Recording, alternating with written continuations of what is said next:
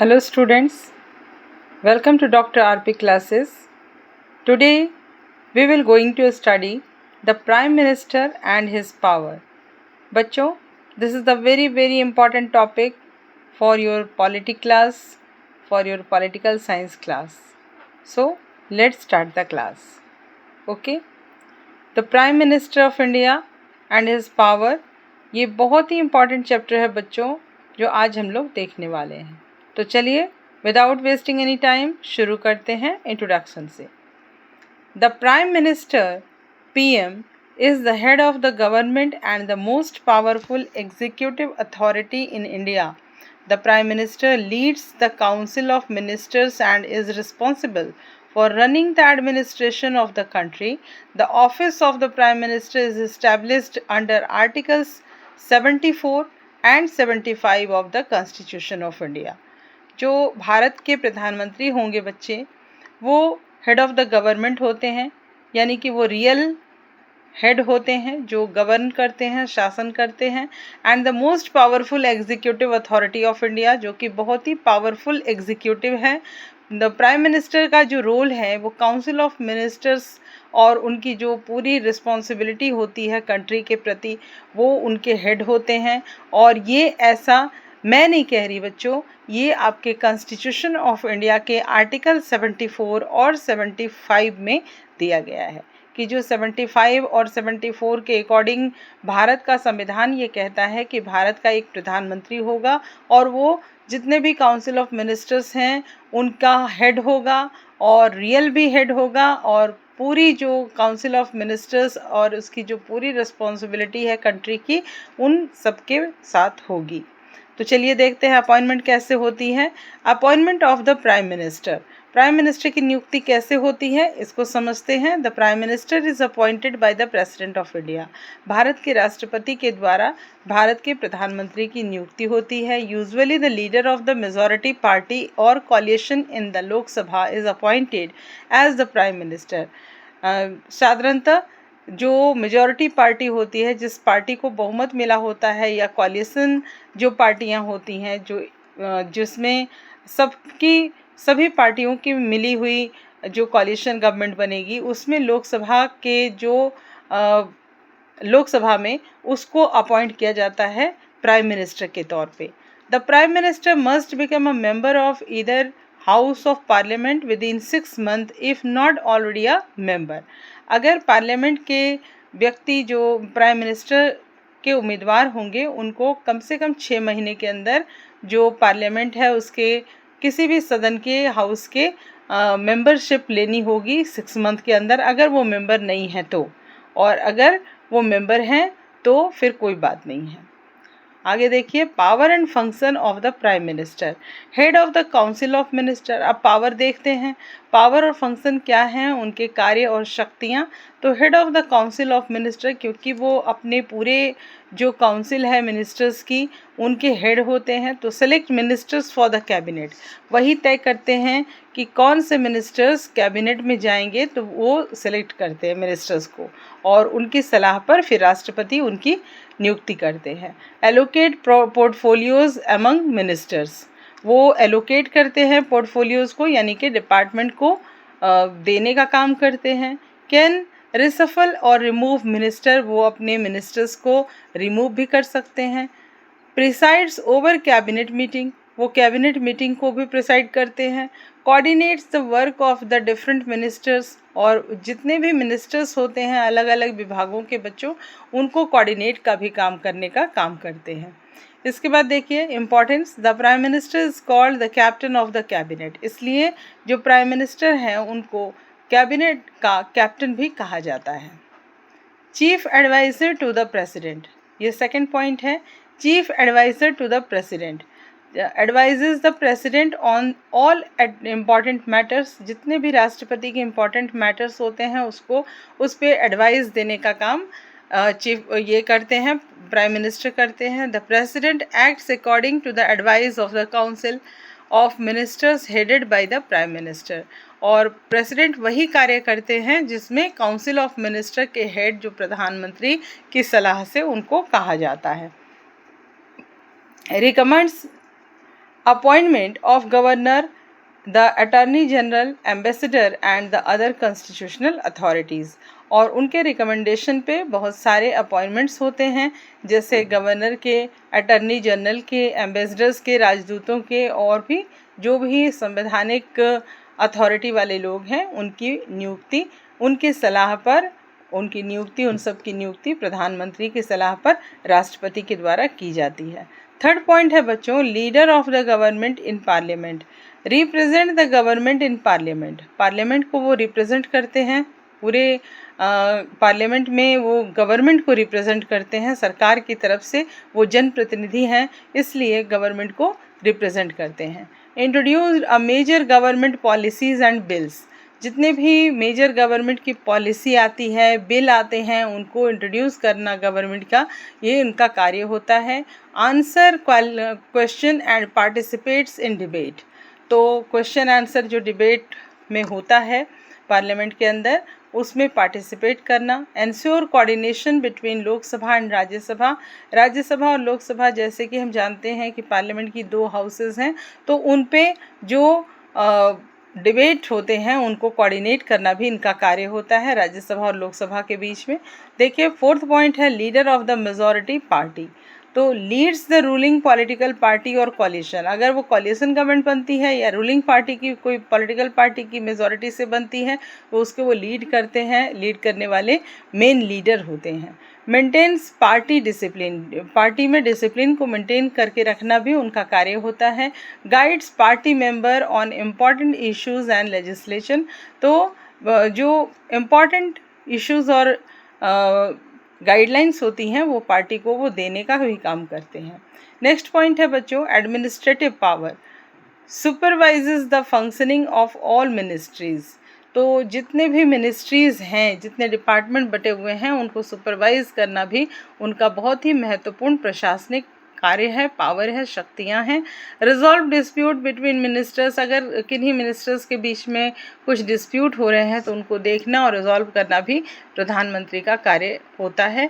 Review government programme and policies, जो भी policy और गवर्नमेंट के प्रोग्राम बनते हैं उनकी रिव्यू करना, उनकी समीक्षा करना उनका कार्य होता है। Ensures effective implementation of decision, जो भी डिसीज़न, इफेक्टिव डिसीज़न जो इम्प्लीमेंट किए जाते हैं उनको एंश्योर करना भी उनका कार्य होता है। अब कुछ देख लेते हैं, फाइनेंशियल कार्य भी हैं, तो फाइनेंशियल कार्य देखते हैं। फाइनेंशियल यानी कि वित्तीय पावर, वित्तीय शक्तियाँ क्या हैं। Plays a key role in preparing the union budget, जो यूनियन बजट आता है देश भर का, देश का सबसे महत्वपूर्ण जो आम बजट आता है उनको देखना, उनको प्रिपेयर करवाना उनका कार्य होता है। Approves major economic and financial policies, जो भी इकोनॉमिक और फाइनेंशियल पॉलिसीज़, नीति नियम जो बनते हैं उनको अप्रूव करवाना भी उनका कार्य होता है, अप्रूव करना। Guides the government expenditure and development plans, वो गवर्नमेंट के कितने खर्चे हुए, डेवलपमेंट प्लान पे क्या बजट है और क्या कर रही है सरकार, ये सारी चीज़ों को गाइड करना भी प्रधानमंत्री का कार्य होता है। लेजिस्लेटिव पावर यानी कि विधायी शक्तियाँ क्या हैं। Decides the legislative agenda of the government, जो सरकार के जो विधायी एजेंडा होती हैं उनको डिसाइड करना भी उनका कार्य होता है, यानी कि नियम नीति जो पॉलिसी बनती है उनके ऊपर भी उनको फोकस करना होता है। Recommends summoning and proroguing parliament through the president, तो जो भारत के राष्ट्रपति के द्वारा जो सत्र को, सेशन को बुलाया जाता है, पार्लियामेंट के सत्र को और आहूत किया जाता है, तो वो भी उनके रिकमेंडेशन पे ही होता है, प्रधानमंत्री के रिकमेंडेशन पे होता है। May advise the president to dissolve the Lok Sabha before the completion of the term, अगर किसी प्रधानमंत्री का टर्म कंप्लीट नहीं हुआ और उनको ऐसा लगता है कि इसे डिसॉल्व करवा देना चाहिए, तो वो उनकी एडवाइस पे प्रेसिडेंट लोकसभा को डिसॉल्व कर सकते हैं कंप्लीशन से पहले, जब टेन्योर ख़त्म ना हो उसके पहले भी वो ख़त्म कर सकते हैं। लास्ट है देखिए, फॉरेन अफेयर्स पावर, तो फॉरेन अफेयर्स में क्या पावर है, मतलब भारत के बाहर भी उनके बहुत सारी शक्तियां हैं। Represent India at international forum and summits, जितने भी इंटरनेशनल फोरम हैं और उसमें जो समिट्स होते हैं, जो कॉन्फ्रेंसेस होते हैं, उसमें रिप्रेजेंट करना इंडिया की तरफ से, ये प्रधानमंत्री का काम होता है। Conducts foreign policy with the help of the ministry of external affairs, जो MEA होता है बच्चों, उसके हेल्प की वजह से, हेल्प लेकर के जो फॉरेन पॉलिसी कंडक्ट होती है उसको कंडक्ट करवाना उनका कार्य होता है। Science treaties and agreements on behalf of the government, तो जो भी एग्रीमेंट और ट्रीटीज संधियां होती हैं वो सारी जो ये होती हैं संधियां, वो गवर्नमेंट की तरफ से, वो उनको साइन करना भी उनका कार्य होता है। ये देखिए इमरजेंसी पावर, कुछ आपातकालीन पावर भी हैं प्रधानमंत्री के पास, इमरजेंसी पावर। तो ये देखिए, during national emergency the prime minister coordinates the governments response and advise the president on necessary action under constitutional provision. जो इमरजेंसी पावर होती है भारत के प्रधानमंत्री के पास, कुछ आपातकालीन शक्तियां भी हैं। तो ड्यूरिंग नेशनल इमरजेंसीज, जो नेशनल इमरजेंसी के दौरान होती हैं, तो प्राइम मिनिस्टर को गवर्नमेंट के साथ बिल्कुल मिलजुल कर, कोऑर्डिनेट करके, गवर्नमेंट के लिए रिस्पॉन्सिबल हो करके राष्ट्रपति को एडवाइस करना होता है और ज़रूरी एक्शन लेने के लिए कहना होता है। ये कॉन्स्टिट्यूशनल प्रोविज़न है। नेक्स्ट है, देखिए बच्चों, position of the prime minister. Prime minister की क्या पोजीशन है? तो the prime minister is often described as, अक्सर ये डिस्क्राइब किया जाता है कि हेड ऑफ द गवर्नमेंट कौन है? तो हमारे प्रधानमंत्री। Leader of the council of minister, जो काउंसिल ऑफ मिनिस्टर के लीडर होंगे वो भी प्रधानमंत्री होते हैं। लीडर ऑफ द लोकसभा, अगर वो मेंबर हैं लोकसभा के तो लोकसभा के वो लीडर भी होते हैं। चीफ पॉलिसी मेकर होते हैं। Principal spokesperson of the government, तो जो गवर्नमेंट के पास जो सबसे बड़ा स्पोक्समैन है, जो वक्ता है, वो हमारा ये होता है, प्रधानमंत्री होता है। Link between the president and the council of minister, प्रधानमंत्री एक पुल का कार्य करते हैं, जैसे वो प्रेसिडेंट और काउंसिल ऑफ मिनिस्टर के बीच एक लिंक, एक कड़ी का काम करते हैं। आइए कुछ प्रोविज़न है कॉन्स्टिट्यूशन में, तो उसको देख लेते हैं क्या क्या प्रोविज़न है प्रधानमंत्री को लेकर के। आर्टिकल है 74, council of minister to aid and advise the president. Provision क्या है? काउंसिल ऑफ मिनिस्टर जो है वो ऐड और एडवाइस दे सकता है प्रधानमंत्री को। Article 75, appointment, tenure, salaries and collective responsibility of ministers. तो जो आर्टिकल 75 है वो अपॉइंटमेंट के बारे में है, टेन्योर के बारे में, सैलरी, वेतन और जो सामूहिक जिम्मेदारियां होती हैं मिनिस्टर की, उसके बारे में बताता है। आर्टिकल 78 क्या है? Duties of the prime minister regarding communication with the president, और भारत के राष्ट्रपति के साथ लगातार बातचीत करना और उनको कम्युनिकेशन प्रोवाइड करना और उनकी ड्यूटी होती है, ताकि वो उनको हर मुद्दे के बारे में पता चल सके। Importance of the prime minister, अब प्राइम मिनिस्टर की क्या इंपॉर्टेंस है बच्चों? तो आइए देखते हैं। Provides leadership to the government, ensure coordination among ministries, maintain stability in the political system, represent India nationally and internationally, acts as the central figure in policy making and administration। तो government को leadership करना, ministries को coordinate करना, political system stability बनाए रखना, national और international India को represent करना, और बहुत पॉलिसी मेकर के रूप में एक बहुत बड़ा रोल प्ले करना, और एडमिनिस्ट्रेशन के रूप में भी। अब ये देखिए कुछ आपके एग्ज़ाम के लिए पॉइंट्स मैंने यहाँ पे बनाए हैं, 5 पॉइंट के, 5 शॉर्ट एग्ज़ाम के लिए आप इसको MCQ के लिए तैयार कर सकते हो बच्चों। Head of the council of the minister पूछा जाएगा, तो वो प्रधानमंत्री होते हैं। Chief adviser to the president, वो भी प्रधानमंत्री हैं। Leader of parliament and the majority party, वो भी प्रधानमंत्री हैं। Controls administration and policy implementation, वो भी प्रधानमंत्री होते हैं।